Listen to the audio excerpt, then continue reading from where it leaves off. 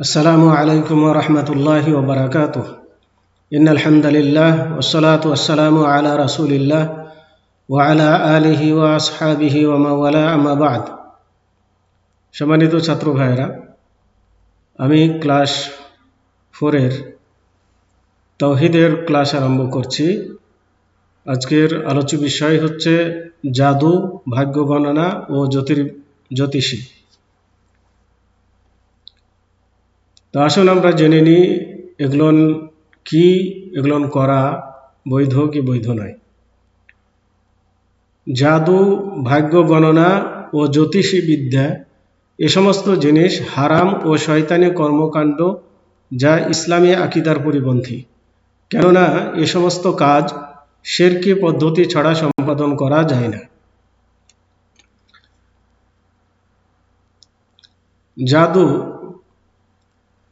জাদু এমন এক বিদ্যা যার সূত্র ও মাধ্যম লুকানো। জাদুকে সেহের নামে নামকরণ করার কারণ হলো যে তা গোপন উপায়ে হাসিল হয় এবং মানুষের দৃষ্টিশক্তির মাধ্যমে উপলব্ধি বা অনুভব করা যায় না। তো জাদুর কর্মকাণ্ড এগুলো মানে লুকানো থাকে, এগুলো অলৌকিকভাবে হয়ে থাকে। আর এ কারণে জাদুর আরেকটি নাম সেহের বলা হয়ে থাকে জাদুকে। তো সেহের মানে গোপন করা। তো মানুষের সাধারণ চোখে এগুলো উপলব্ধি করা সম্ভব হয় না, যার কারণে একে সেহের বলে আখ্যায়িত করা হয়েছে। ভূত প্রেত তাড়ানোর উদ্দেশ্যে মন্ত্র পাঠ, তাবিজ, উচ্চারিত শব্দ ও ওষুধের ব্যবহার এবং ধোঁয়া সেবন করে জাদু প্রয়োগ করা হয়ে থাকে। এই বিভিন্ন পদ্ধতিতে জাদু প্রয়োগ করা হয়ে থাকে। জাদুর বাস্তবতা স্বীকৃত এবং জাদুর ফলে মানুষের মন ও শরীরকে প্রভাবিত করে। জাদুর ক্রিয়া আছে, সেটা ক্ষতিকারক ক্রিয়া সে করে থাকে। তো মানুষের উপরে এটা প্রয়োগ করলে মানুষের শরীর নষ্ট হয়, এর ফলে মানুষ অসুস্থ হয় ও মৃত্যুও ঘটে এবং স্বামী স্ত্রীর মধ্যে বিচ্ছেদও ঘটে থাকে। জাদুর কার্যকারিতা ও প্রতিক্রিয়া আল্লাহর ইচ্ছায় তকদিরের নির্ধারিত পন্থায় সংগঠিত হয়ে থাকে। এখানে একটা জিনিস আমাদেরকে মনে রাখতে হবে যে জাদু যে কাজ করে এটাও আল্লাহ রাব্বুল আলামিনের তাকদীর বা ভাগ্যের একটা লিখন। কারণ আল্লাহ রাব্বুল আলামিন যদি ইচ্ছা করেন তাহলে জাদু কোনো ক্রিয়া করতে পারবে না, কিন্তু আল্লাহ রাব্বুল আলামিন এটা মানুষের ইচ্ছার উপরে ছেড়ে দিয়েছেন এবং এগুলো থেকে মানুষকে বিরত থাকার নির্দেশ দিয়েছেন, যেহেতু এগুলো শিরকি কর্মকাণ্ডের সাথে সম্পৃক্ত। এর অধিকাংশ পদ্ধতি শিরক, মন্দ আত্মার ভালোবাসার নৈকট্য গ্রহণ এবং শিরকি মাধ্যম ব্যবহার ছাড়া উদ্দেশ্যে পৌঁছা যায় না। তো এই জাদুবিদ্যা এগুলো মানে কিছু খারাপ জিন শয়তানদেরকে এদের নৈকট্য অর্জন করে এদের মাধ্যমে এই ধরনের কাজ এগুলো করা হয়ে থাকে, যা শিরকি কর্মকাণ্ড ছাড়া সম্ভব হয় না। এই জন্য বিধান প্রণেতা রাসূল করিম সাল্লাল্লাহু আলাইহি ওয়াসাল্লাম এই বিদ্যাকে শিরকের সঙ্গে তুলনা করে বর্ণনা করেছেন। এ কারণে আল্লাহ রাসূল সাল্লাল্লাহু আলাইহি ওয়াসাল্লাম এটাকে শিরক বলে আখ্যায়িত করেছেন।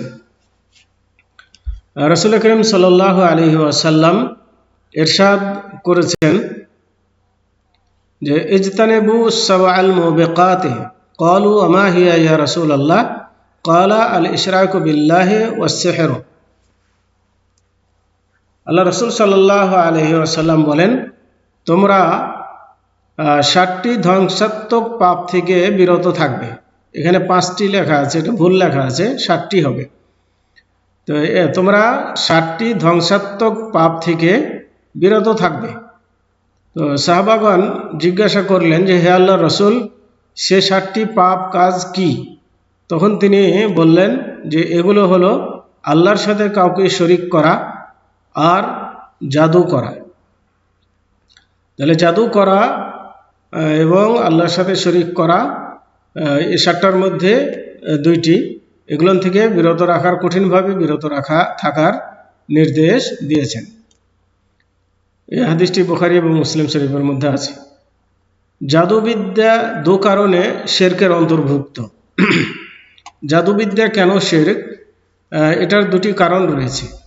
প্রথম কারণ হচ্ছে যে এ সমস্ত কাজে শয়তান জিনদেরকে ব্যবহার করা এবং শয়তান জিনদের নিকটবর্তী ও সান্নিধ্য লাভের উদ্দেশ্যে জাদুকরের সেবায় শিরকি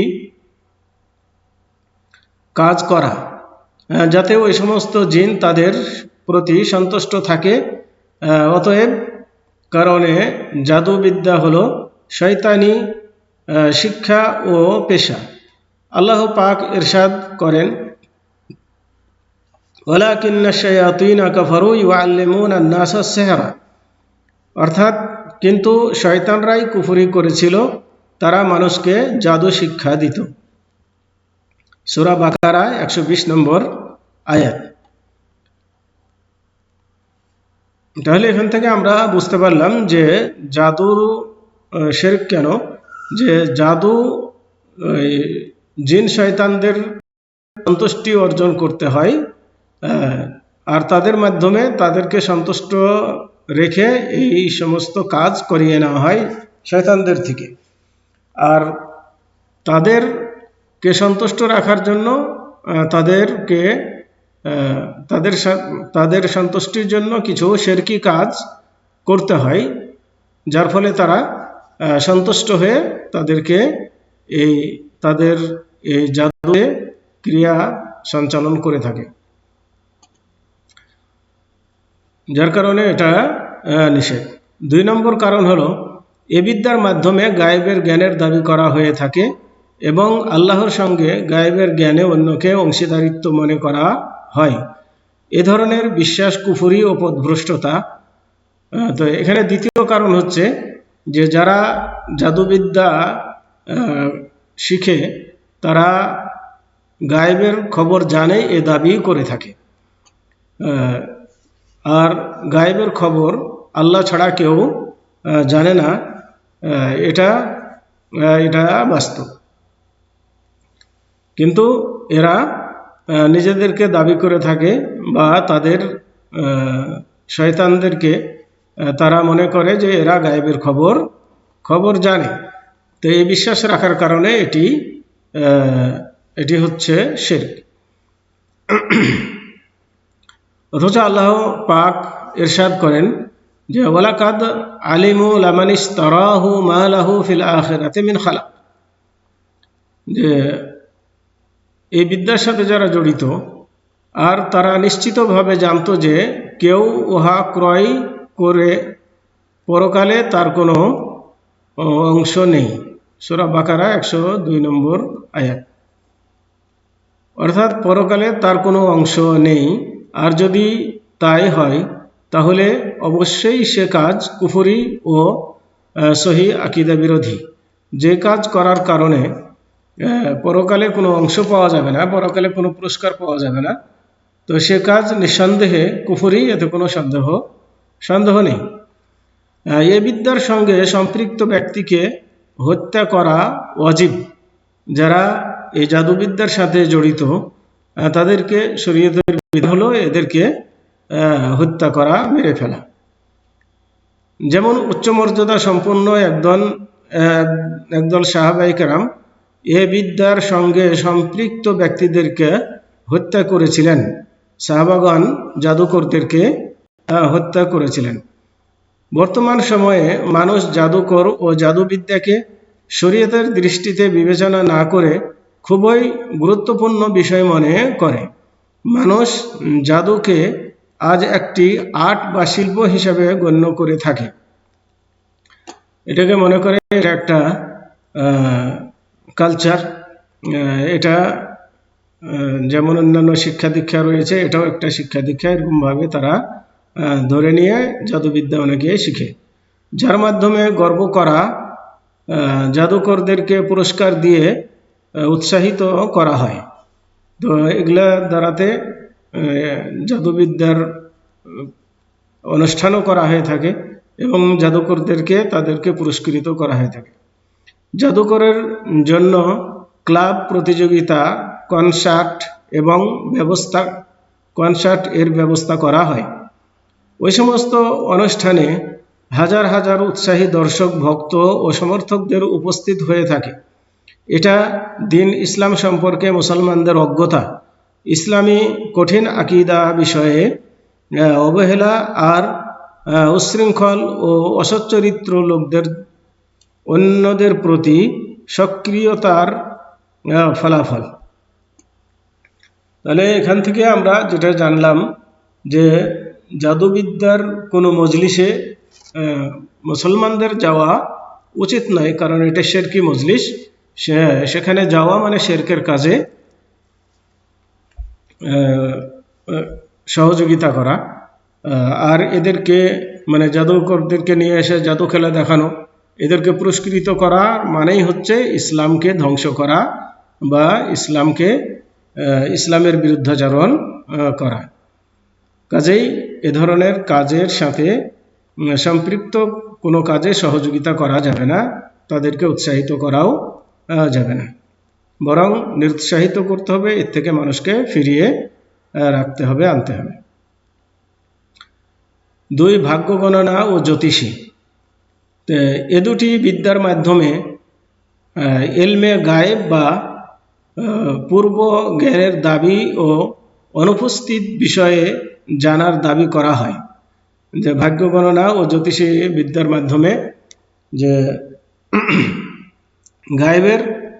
গায়েবের খবর জানে এরকম দাবি করা হয় এবং ভবিষ্যৎ বলে দিতে পারে এরকম দাবি করা হয়। যেমন আগামীতে পৃথিবীতে কি পরিবর্তন ঘটবে এবং তার সংবাদ দেয়া, হারানো বস্তুর স্থানের সন্ধান বলে দেওয়া, এ সমস্ত সংবাদ সংগ্রহে শয়তান জিনদেরকে ব্যবহার করা হয়। আসলে গায়েবের খবর জানে না, কিন্তু এই সমস্ত কাজে জিন শয়তানদেরকে ব্যবহার করা হয়। যে জিন শয়তানরা যারা আসমান থেকে ফেরেশতাদের কথা চুরি করে জাদুকরদেরকে সংবাদ সরবরাহ করে থাকে, যেমন আল্লাহ পাক ইরশাদ করেন। তার মানে কিছু জিন শয়তান আছে যে আসমানে যখন কোনো কিছু ফাইসালা হয় তখন এগুলো ফেরেশতাদের সামনে বলা হয়, ফেরেশতাদেরকে বলা হয়। তো ফেরেশতারা তখন এগুলো আলোচনা করে। এই সময় জিন শয়তানেরা আসমানে গিয়ে কান পাতে যে কি আলোচনা হচ্ছে এগুলো শুনে, যার কারণে তাদেরকে তারকা ছুঁড়ে মেরে তাড়ানো হয় যাতে করে শুনতে না পায়। তো এর মধ্যেই তারা কিছু কথা, হয়তো 2-1টা কথা শুনে নেয়। এই শোনা কথা এসে জাদুকরদের কানে দিয়ে দেয় এবং এর সাথে আরও শত মিথ্যা মিলিয়ে কিছু কথা বলে দেয়। তো যার কারণে ওই যে শোনা কথা একটা যেটা শুনেছিল জিনেরা, সেটা হয়তো সত্য হয়ে যায়, আর অন্যগুলো যেহেতু এগুলো তারা মিথ্যা বলেছে, যেগুলো যার কারণে সত্য হয় না। তো এরকম ঘটনা হয়ে থাকে। আসলে গায়েবের খবর আল্লাহ ছাড়া কেউ জানে না। তো আল্লাহ তাবারাক ওয়া তাআলা এই মর্মে বলেন, হাল উনাব্বিউকুম আলা মান তানাজ্জালু শায়াতিন তানাজ্জালু আলা কুল্লি আফাকিন আথিম ইউলকুনা আস-সামআ ওয়া আকসারুহুম কাযিবুন। এখানে আল্লাহ বলছেন যে তোমাদেরকে কি আমি জানাবো কার নিকটে শয়তান অবতীর্ণ হয়? ওরা তো অবতীর্ণ হয় প্রত্যেকটি ঘোর মিথ্যাবাদী ও পাপীর নিকট। ওরা কান পেতে থাকে এবং ওদের অধিকাংশই মিথ্যাবাদী। সূরা শুআরা 221-223 নম্বর আয়াত। তাহলে এখানে আল্লাহ রাব্বুল আলামিন ওই কথাটাই বললেন যে এই শয়তানরা কিছু কথা আসমানে কান লাগিয়ে শুনে এবং সেগুলো তাদের জাদুকরদের কাছে এসে বলে দেয় এবং এর সাথে আরো মিথ্যা কথা মিলিয়ে বলে থাকে। আর এটা এভাবে হয় যে আসমানে যখন আল্লাহ তাআলা কোনো ফয়সালা করেন, সে ওহী বা ফয়সালা নিয়ে বাক্যে প্রয়োগ করেন। সর্বপ্রথম জিবরাইল আলাইহিস সালাম এ ওহী শ্রবণ করেন। অতঃপর জিবরাইল আলাইহিস সালামের কার্যকারিতার জন্য পথিমধ্যে প্রতিটি আকাশের ফেরেশতাগণ তাকে জিজ্ঞাসা করেন, আল্লাহ পাক কি নির্দেশ দান করেছেন? তো চুরি করে কান পেতে কথা শ্রবণকারী জিন শয়তানরা এ কথা শুনে নেয়। তারপর তার নিকটবর্তীর কাছে পৌঁছাতে থাকে।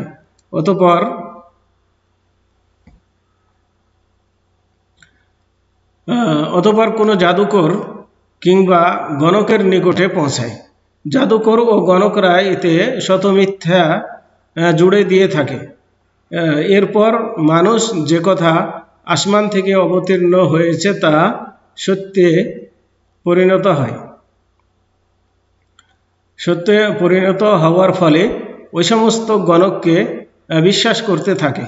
অথচ আল্লাহ পাক গায়েব বা অদৃশ্যের এলমে একক, আল্লাহ ছাড়া গায়েবের খবর কেউ জানে না। যে ব্যক্তি অদৃশ্যের জ্ঞানে আল্লাহর সঙ্গে অংশীদারিত্বের দাবি করবে অথবা যে এ দাবি করে থাকে তাকে সত্য বলে স্বীকার করল, যেমন ভবিষ্যৎবাণী করা বা গায়েবের পূর্বাভাস দেয়া ইত্যাদি। যে ব্যক্তি আল্লাহর সঙ্গে তার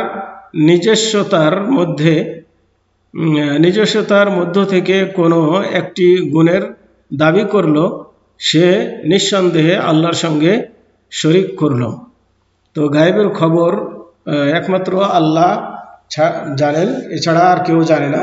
তো কেউ যদি মনে করে যে গায়েবের খবর এরাও জানে, তাহলে তাকে আল্লাহর সাথে অংশী স্থাপন করলো, আল্লাহর সাথে শরীক করলো। অতএব এই বিশ্বাস রাখা যাবে না যে আল্লাহ ছাড়া অন্য কেউ গায়েবের খবর জানে।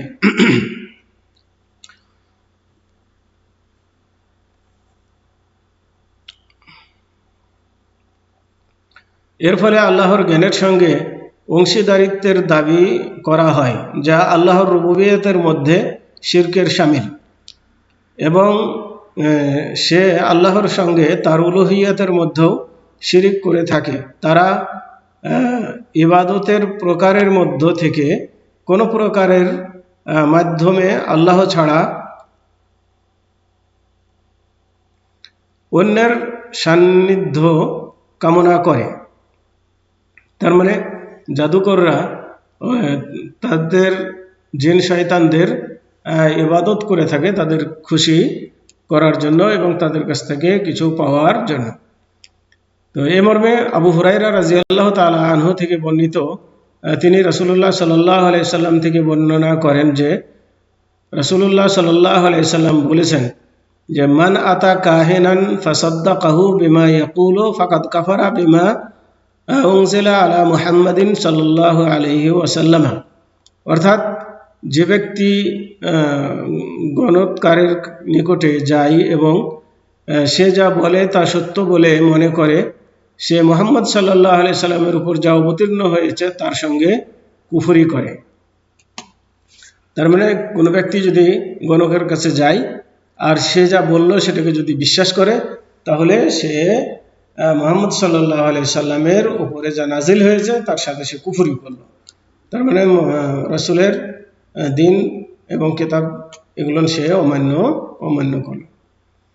যে সমস্ত বিষয়ে মুসলিম ব্যক্তিকে সাবধান ও সতর্ক করা অপরিহার্য তা হলো জাদুকর, ভাগ্য গণনাকারী ও জ্যোতিষীগণ থেকে।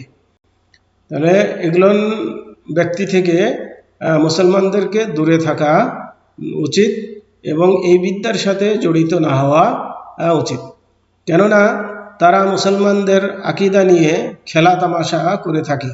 জাদুকররা নিজেদেরকে বাহ্যিকভাবে ডাক্তার হিসেবে নিজেদেরকে জাহির করে রোগীদেরকে আল্লাহ ছাড়া অন্যের নামে জবাই করার নির্দেশ দেয়। মানে যখন তারা কোনো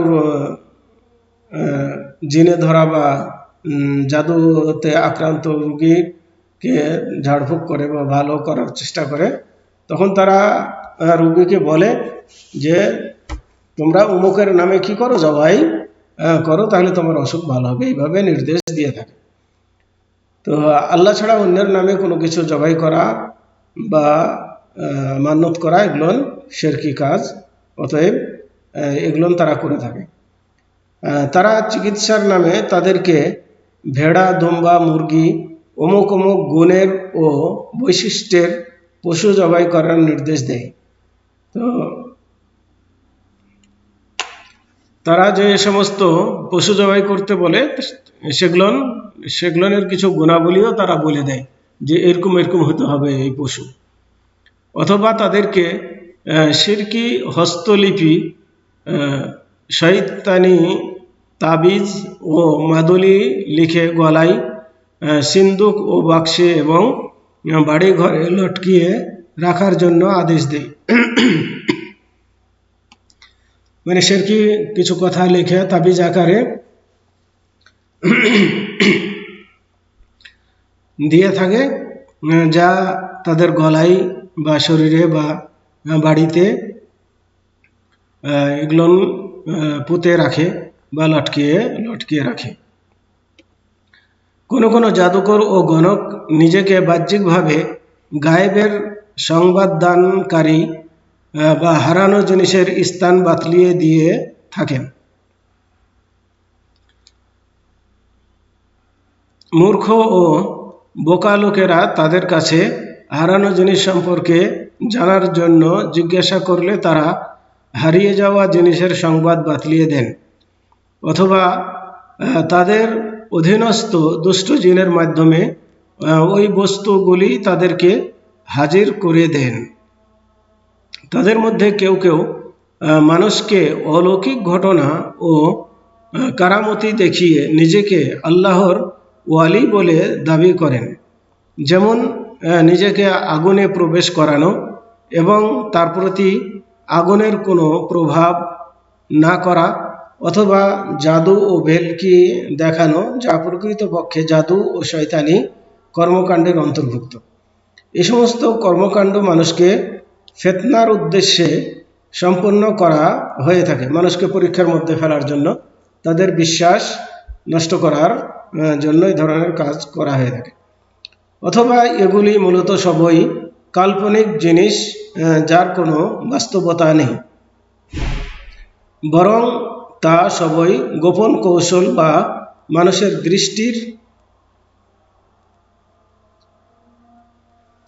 দৃষ্টির নজরবন্দির মাধ্যমে করা হয়।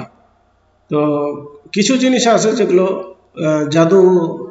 জাদুর মাধ্যমে করা হয়ে থাকে, আর কিছু জিনিস আছে যেগুলো হাতের সাপ্লাই বা নজরবন্দি করে তারা এগুলো করে থাকে। যেমন ফেরাউনের জাদুকরেরা রশি ও লাঠির মাধ্যমে মুসা আলাইহিস সালামের সামনে জাদুর খেলা দেখিয়েছিল। তো আজকে এ পর্যন্তই। সাল্লাল্লাহু আলা নবিয়িনা মুহাম্মদ ওয়া আলা আলিহি ওয়া আসহাবিহি ওয়া বারিক ওয়া সাল্লাম। আসসালামু আলাইকুম ওয়া রাহমাতুল্লাহি ওয়া বারাকাতুহু।